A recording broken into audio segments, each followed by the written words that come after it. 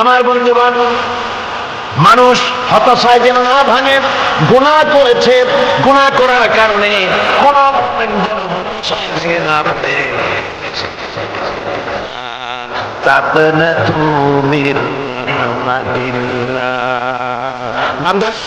আমার রহমত থেকে মাই জানি না, আমি রহমান, আমি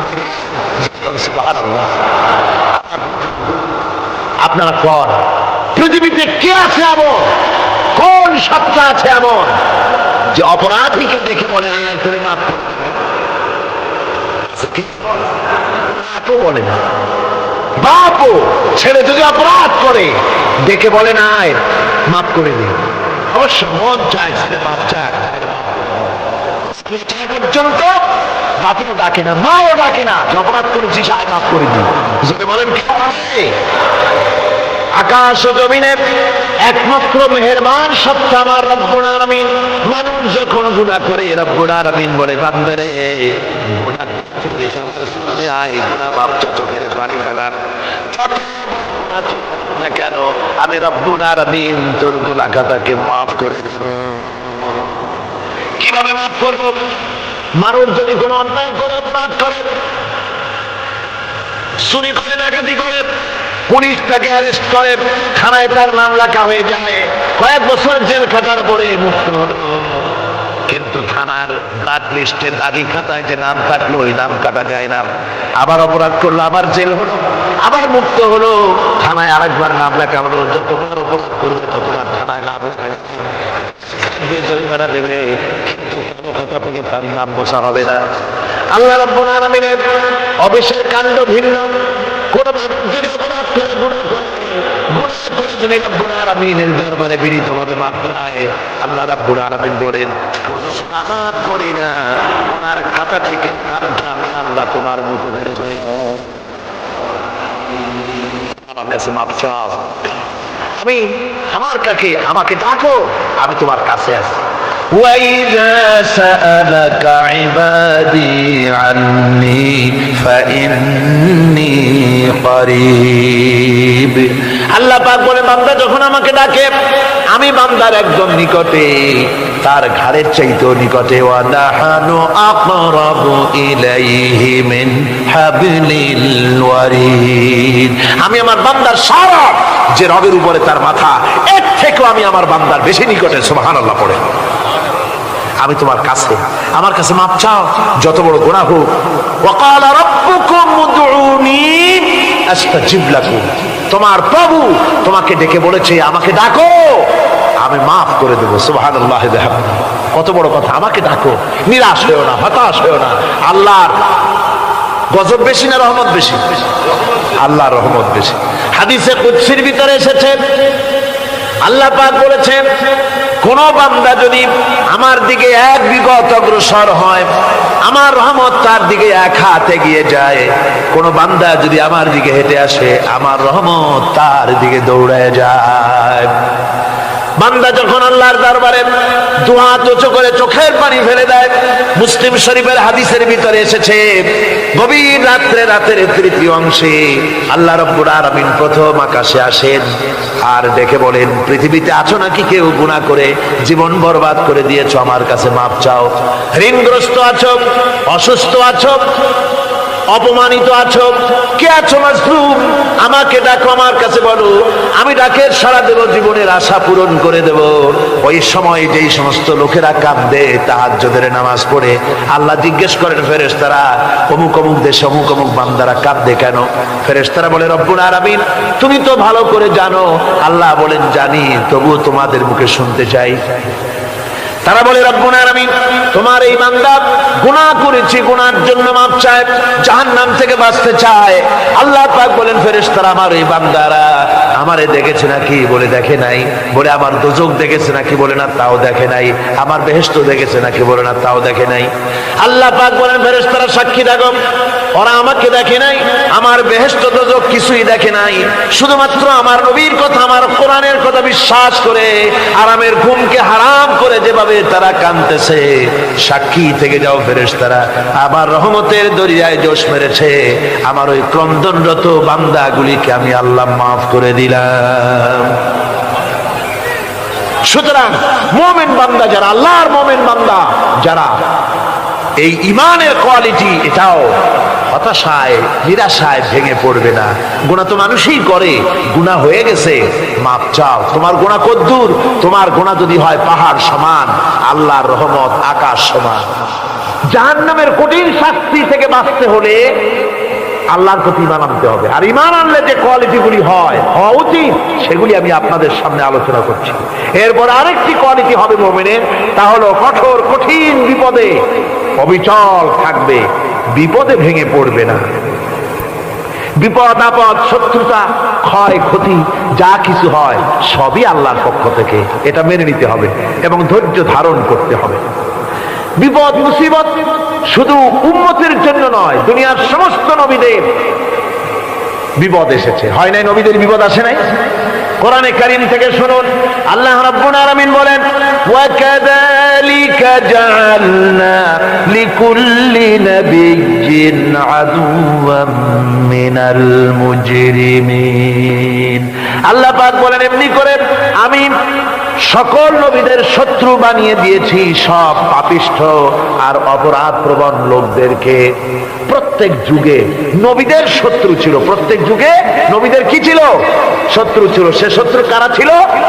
আল্লাহ পাক বলছেন নবীদের শত্রু ছিল পাপিষ্ঠ আর অপরাধ প্রবণ লোক, এরাই ছিল নবীদের দুশমন। রাসূলগণের অবস্থা যদি এই হয়, তাহলে তার উম্মত, ওই দিনের ধারক বাহক যারা, তাদের বুঝি বিপদ আপদ হবে না? নাকি হবে কিনা? তো ইসলামের বিরোধিতা যারা করে, কোরআনের পরিভাষায় বলা হয়েছে ইসলামের দুশমন, নবীদের দুশমন। দুনিয়ার সব পাপিষ্ঠ আর অপরাধ প্রবণ লোকেরাই ইসলামের দুশমন হয়, নবীদের দুশমন হয়। আজও দেখেন, আজও তাকিয়ে দেখেন, ইসলামী আন্দোলনের বিরোধিতা যারা করে তারা পাপিষ্ঠ চরিত্রের কিনা তাকায় দেখেন, খুঁজে দেখেন, সর্বত্র খুঁজে দেখুন, খুঁজে দেখুন। যারা ইসলামী আন্দোলনের বিরোধিতা করে, যারা ইসলামকে মিটিয়ে দেওয়ার চেষ্টা করতেছে, যারা ইসলামকে মৌলবাদ বলে, ইসলামকে সাম্প্রদায়িক বলে, কোরআনে কারীমের কথা কত স্পষ্ট যে নবীদের দুশমন হয়, ইসলামের দুশমন হয় মুজরিম লোকেরা, অপরাধ প্রবণ আর পাপিষ্ঠ লোকেরা। আজও আমরা দেখতে পাই এই শ্রেণীর লোকেরা পাপিষ্ঠ এবং সবচাইতে সমাজের নিকৃষ্ট ধরনের চরিত্রহীন লোক। নামাজ নাই।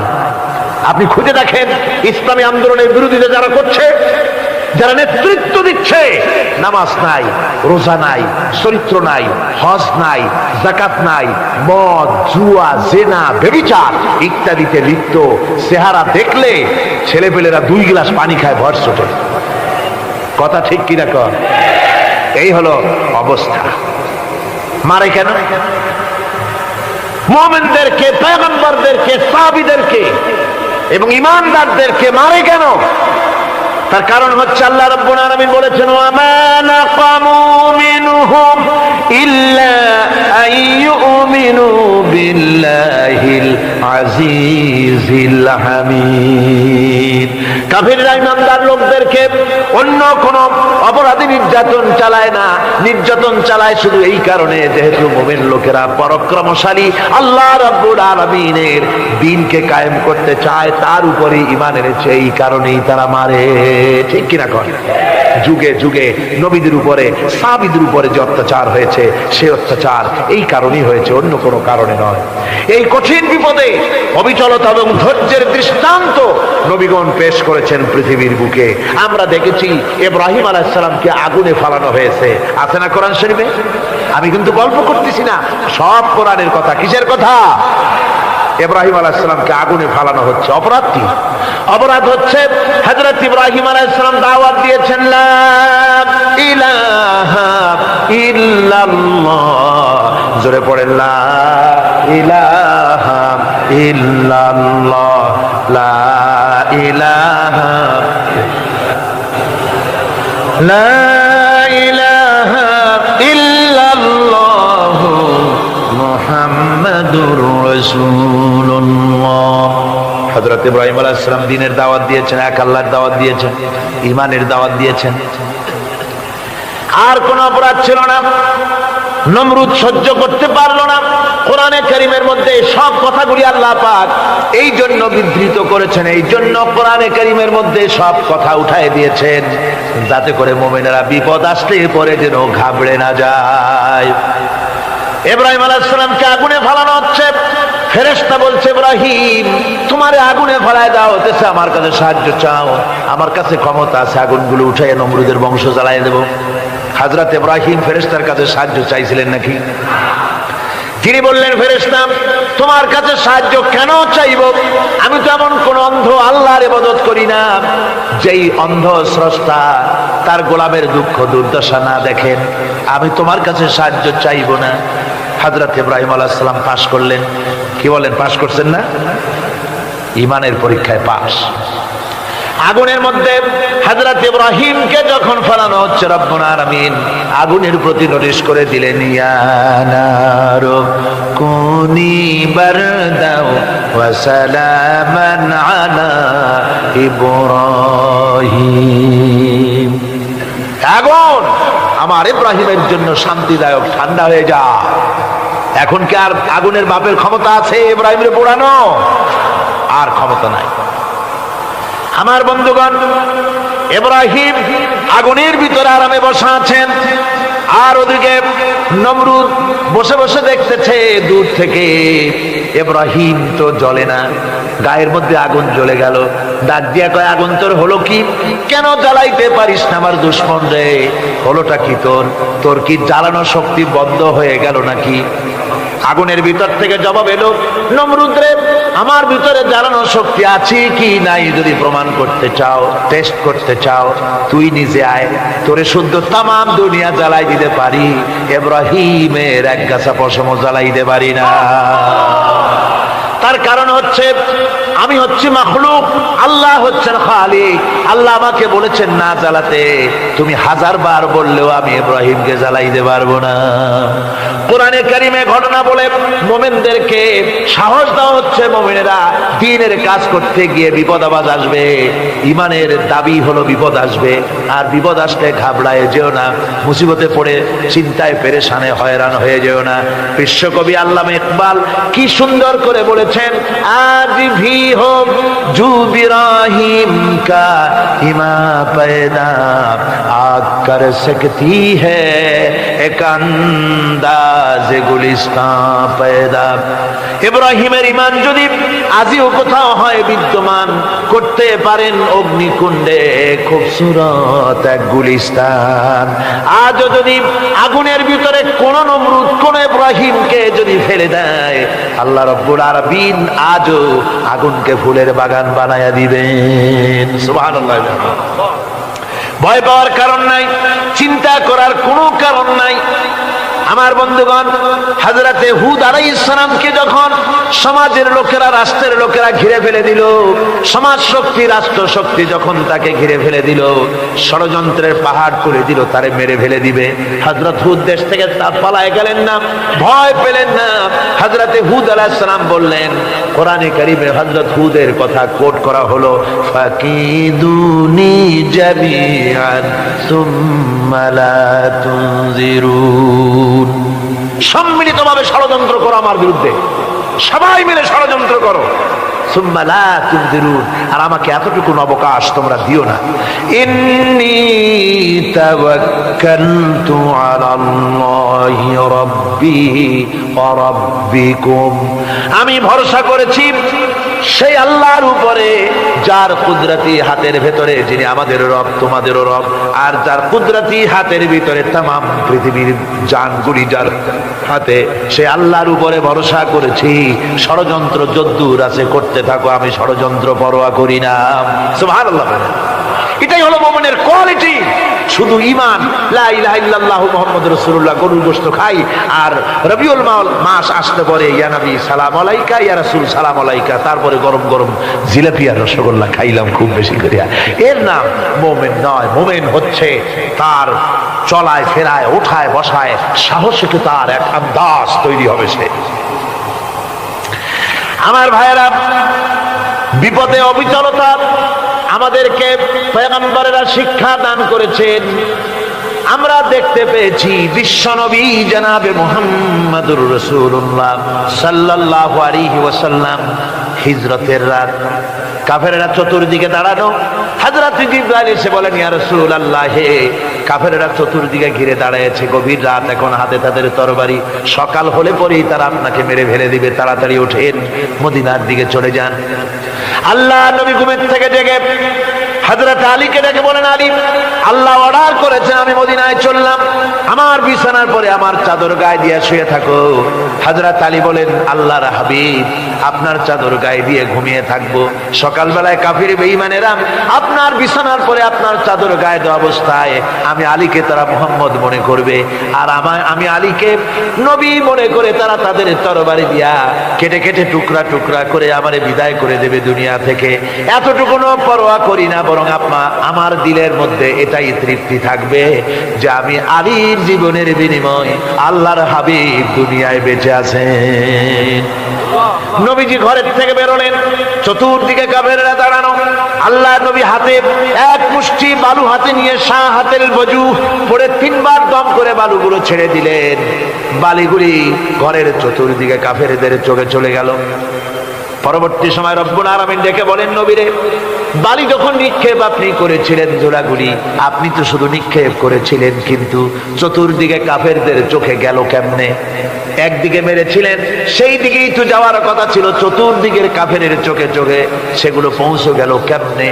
ওয়ামা রামাইতা ইদ রামাইতা ওয়ালাকিন্নাল্লাহ রামা। আপনি নিক্ষেপ করেন নাই, যখন আপনি নিক্ষেপ করেছিলেন আপনি তো শুধু বালুকণা ছেড়েছেন, আর ওই বালুকণাগুলি ঘরের চতুর্দিকে সব কাফেরদের চোখে পৌঁছবার দায়িত্ব আমার কুদরত গ্রহণ করেছিল। আমার ভাইরা, নবীজি বিপদে, এতগুলি শত্রু তরবারি নিয়ে তিনি বিপদে ধৈর্য হারা হন নাই, আস্তে করে ঘরের থেকে বেরিয়ে হযরত আবু বকরের বাড়িতে গিয়ে হাজির। দরজায় গিয়ে আওয়াজ দিলেন, আবু বকর। অমনি দরজা খুলে গেল, লাব্বাইক ওয়া সাদাইক। হুজুর বলেন, আবু বকর রে, একটা ডাকে কেমনে সাড়া দিলে? তুমি কি ঘুমাইছিলে না? হযরত আবু বকর বলেন, হুজুর, আপনি বলেছেন আমাকে নিয়ে হিজরত করবেন, আমি মনে মনে চিন্তা করেছি, না জানি কত রাত্রে নবীজি আসেন, উঠতে যদি আমার দেরি হয়ে যায়, নবীজি যদি দরজার কাছে দাঁড়ায় দাঁড়ায় আমারে ডাকাডাকি করে, আর আমি যদি ঘুমায় থাকি, তাহলে আল্লাহ নবীর সঙ্গে বেয়াদবি হয়ে যাবে। এই মনে করে বিছানায় না ঘুমাইয়া আপনার গলার আওয়াজ শোনার জন্য এই দরজার সঙ্গে পিঠ লাগাইয়া লাগাইয়া দাঁড়ায়া ঘুমাচ্ছিলাম। আল্লাহ নবী হযরত আবু বকরকে সঙ্গে করে নিয়ে চললেন মদিনার দিকে, উল্টা পথে রওনা করলেন। বারবার কাবা শরীফের দিকে তাকাতে লাগলেন। বুখারী শরীফে এসেছে, নবীজি বারবার কাবার দিকে তাকিয়ে বলতেছেন, রে কাবা, বড় আশা ছিল তোর কাছে থাকবো, তোর খেদমত করব, কিন্তু তোর নিষ্ঠুর সন্তানেরা তোর কাছে আমারে থাকতে দিল না রে। আল্লাহ নবী মিসফালা দিয়ে জাবালে কেদোয়ার উপর দিয়ে চলে গেলেন জাবালে সুরে। গুহার কাছে যখন গিয়েছেন, হযরত রক্ত হয়ে গেল। হযরত আবু বকর রাদিয়াল্লাহু তাআলা আনহু বলছেন, হুজুর, আর উপায় নাই, দিন হয়ে গেল, এখন বুঝি ধরা পড়ে যাব, ওই গুহার মধ্যে গিয়ে আশ্রয় নেই। তবে আপনি দাঁড়ান, গুহার ভিতরে পাহাড়িয়া গুহা, বিচ্ছু থাকতে পারে, সাপ থাকতে পারে, আমি আগে ঢুকি, যদি কোনো হিংস্র প্রাণী থাকে আমার উপর দিয়া আঘাত হয়ে যাক, আল্লাহর নবী হেফাজতে থাকুন। হযরত আবু বকর রাদিয়াল্লাহু তাআলা আনহু গুহার ভিতরে নামলেন। নেমে গুহা সাফ করে হুজুরকে ডাকলেন। হুজুর তাশরীফ ফরমালেন গুহার মধ্যে। হুজুর বলেন, আবু বকর, হেঁটে হেঁটে কষ্ট হয়ে গেছে, তুমি বসো, তোমার উরুর উপরে মাথা রেখে আমি একটু ঘুমায়ে যাই। আল্লাহর হাবিব ঘুমায় গেলেন।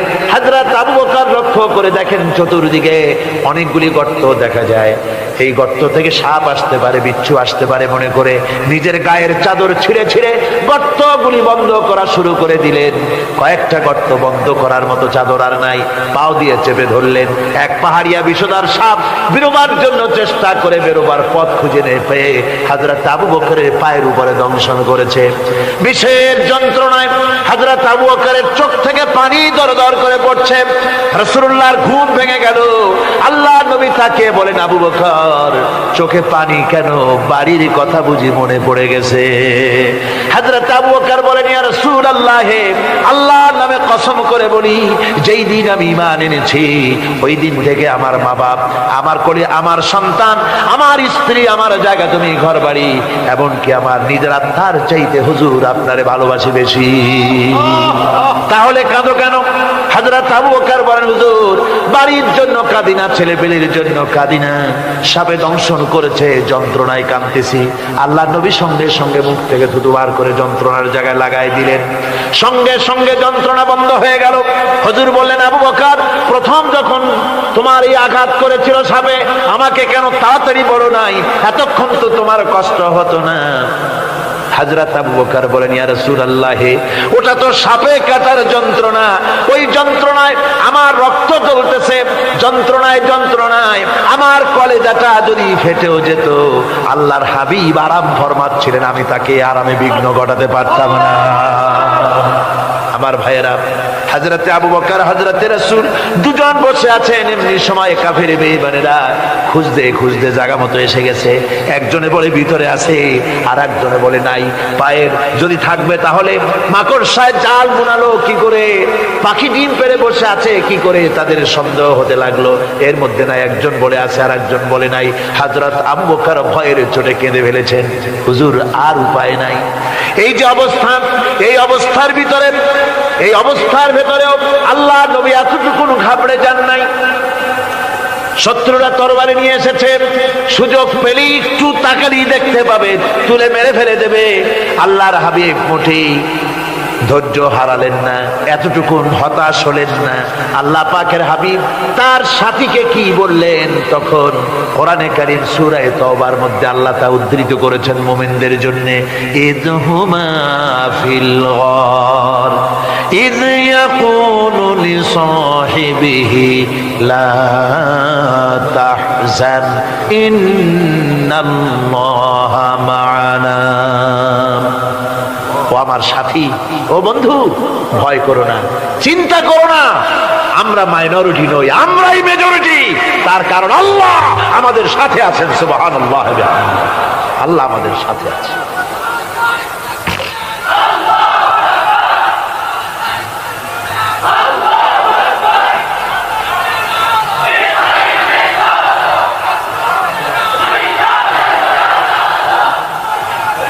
আমার বন্ধুগণ, কোরআনে কারীমে রব্বুল আলামিন বলেন, ফাআনজালাল্লাহু সাকিনাতাহু আলাইহি ওয়া আইয়াদাহু বিজুনুদিন লাম তারাওহা। আল্লাহ পাক তার মনের মধ্যে গভীর প্রশান্তি এবং স্বস্তি দান করলেন, আর এমন সৈন্য দিয়ে সাহায্য করলেন যে সৈন্যদেরকে তোমরা দেখতে পাও না। এভাবে করে রব্বুল আলামিন মুমিনদের বিপদে আপদে মুসিবতে সব সময় আল্লাহ পাক মুসলমানদেরকে সাহায্য করেছেন। জোরে বলেন সুবহানাল্লাহ। মুমিনদের সাহায্যকারী আল্লাহ। তাই ইসলামী আন্দোলনের সাথে যারা আছে, যারা কর্মী, যারা নেতা, যারা মুমিন, যারা ঈমানদার, মেঘের মতো প্রচন্ড কালো মেঘ হয়ে চতুর্দিক থেকে অন্ধকারের মতো সে এসেছে বিপদ। কোন বিপদ না, আল্লাহ পাক সাহায্যকারী। কে সাহায্যকারী? জোরে বলেন, সাহায্যকারী কে? আল্লাহ সুবহানাহু ওয়া তাআলা, তিনি সাহায্যকারী, ভয় নাই। আল্লাহ পাকের উপর ঈমান আনলে পরে কলিজার ভিতরে দুর্জয় সাহসের সৃষ্টি হয়ে যায়, কোনো ভয় অন্তঃকরণে তার থাকে না। আল্লাহ পাক সাহায্য করেন। আর আল্লাহর উপরে ঈমান আনলে পরে রব্বুল আলামিন বলেছেন, ইয়া আইয়ুহাল্লাযীনা আমানু হাল আদুল্লুকুম আলা তিজারাতিন তুনজিকুম মিন আযাবিন আলীম। এমন একটা ব্যবসার কথা কি বলবো না, যে ব্যবসায় তোমাদেরকে জাহান্নামের আযাব থেকে বাঁচায় দেবে। তার প্রথম কাজই হলো আল্লাহর প্রতি ঈমান আনা। ঈমান আনলে পরে এই সমস্ত গুণ তৈরি হয়ে যায়। আর ঈমানে সবচাইতে উপকৃত হয় সমাজের লোকেরা, রাষ্ট্রের লোকেরা, পরিবারের লোকেরা, দেশের মানুষ উপকৃত হয় মুমিনদের দিয়ে ঈমানের কারণে। তার কারণ হলো একজন মুমিন, একজন ব্যক্তি যখন ইমানদার হয়, মুমিন হয়ে যায়, আল্লাহর প্রতি যখন প্রগাঢ় বিশ্বাস তার এসে যায়, তখন সেই ব্যক্তি নৈতিকতার মান তার বেড়ে যায়। জোরে বলেন সুবহানাল্লাহ। নৈতিক চরিত্রের উপরে সে প্রতিষ্ঠিত হয়, সে মিথ্যা বলতে সাহস পায় না। মুমিন ব্যক্তি মিথ্যা বলতে সাহস পায় না। কেন পায় না? মিথ্যা বলতে সাহস পায় না, ঠকাতে সাহস পায় না, ওজনে কম দিতে সাহস পায় না, শয়তানি বদমাশি করতে সাহস পায় না। তার কারণ হলো আল্লাহ পাক বলে দিয়েছেন, মুমিন কোরআনের ভিতরে পড়েছে, ইয ইয়াতালাক্কাল মুতালাক্কিয়ানি আনিল ইয়ামিনি ওয়া আনিশ শিমালি কাঈদ। দুজন নিয়ন্ত্রণকারী ফেরেশতা তোমার ডানে এবং বামে বসে বসে তোমাকে নিয়ন্ত্রণ করছে, কোথায় যাও কি করো এই ফেরেশতারা বসে বসে সব দেখতেছে। মা ইয়ালফিযু মিন কাওলিন ইল্লা লাদাইহি রাকীবুন আতীদ। মানুষ এমন কোন কথা বলে না যা ফেরেশতারা রেকর্ড না করে, সব রেকর্ড হয়ে যায়। তাই মুমিন ব্যক্তি দায়িত্বহীন কথা বলতে পারে না। মুমিন ব্যক্তির চরিত্র ভালো হয়ে যায়, সে যে কথা বলে বুঝে শুনে কথা বলে, সে যে ওয়াদা করে বুঝে শুনে ওয়াদা করে, যেহেতু সবকিছুর জবাব কিয়ামতে দিতে হবে। কোথায় দিতে হবে? কোথায় দিতে হবে? কিয়ামতে আল্লাহর দরবারে জবাব দিতে হবে।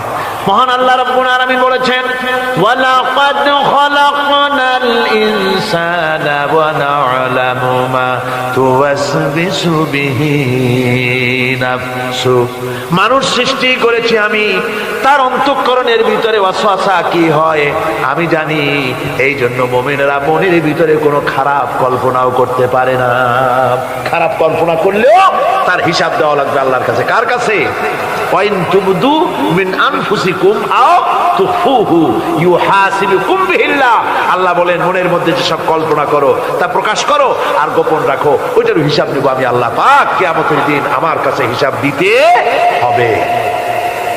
বন্ধুগণ, এই জন্য মুমিন যারা, মুমিনদের চরিত্র প্রতিষ্ঠিত হয়, মুমিনদের ধারণা থাকে যেখানেই যাই না কেন, যেখানেই বসি না কেন, সেখানেই আল্লাহ, আল্লাহ ছাড়া কোনো জায়গা নাই। আছে নাকি? আছে। আল্লাহ পাক বলেন, মা ইয়াকুনু মিন নাজওয়া সালাসাতিন ইল্লা হুয়া রাবিউহুম। তোমরা যেখানে তিনজন মিলে পরামর্শ করো, মনে রেখো তিনজন নও, ওখানে চতুর্থ সত্তা আমি রব্বুল আলামিন তোমাদের কাছে আছি। সব শুনি আর দেখি, পাঁচজন যেখানে হও সেখানে আমি ষষ্ঠ। এর থেকে যদি কম হও, এর থেকে যদি বেশি হও, বান্দারে তুমি আছো যেখানে আমি আল্লাহ আছি সেখানে। উপায় নাই, সব জায়গায় আমি দেখতে পাচ্ছি। শুধু তাই নয়, রাত্রিবেলায় মানুষেরা গোপনে পরামর্শ করে, করে না? করে কিনা? রাতে রাতে পরামর্শ করে, এক জায়গায় বসে হলের মধ্যে, পাহাড়ের মধ্যে কোন জায়গায় বসে পরামর্শ করে। কি পরামর্শ? ইসলামী আন্দোলনের লোকদের মারবে, কোথায় তাদের ধরবে, কোথায় তাদের অত্যাচার করবে, এই সমস্ত পরামর্শ করে। আল্লাহ পাক বলছেন, শুনুন, আল্লাহ রাব্বুল আলামিন বলেন, ওয়া হুয়া মাআহুম ইয ইউবাইতুনা মা লা ইয়ারদা মিনাল কাউল ওয়া কানা আল্লাহু বিমা তা'মালুনা মুহিতা। আল্লাহ পাক বলেন, তিনি তো ঠিক সেই সময়ও তোমাদের কাছে থাকেন যখন তোমরা নিজেদের ঘরের মধ্যে বসে কোন এক জায়গায় বসে আল্লাহর মর্জির খেলাফ পরামর্শ করো, আল্লাহ তখনও তোমাদের কাছে থাকেন। আল্লাহর ইহাতা থেকে, আল্লাহর কর্তৃত্ব থেকে বেরিয়ে যাওয়ার কোনো উপায় নাই। সুতরাং গোপনে বলেন, প্রকাশ্যে বলেন, যেভাবেই যা কিছু করা হোক না কেন, আল্লাহর কাছে আমাদের সমস্ত অপরাধগুলি ধরা হয়ে যায়। আর এটাই হচ্ছে ঈমানের সীমা পরিসীমা। তিলকা হুদুদাল্লাহ ফালা তা'তাদুহা। তিলকা হুদুদুল্লাহ, এটাই হচ্ছে আল্লাহর সীমানা।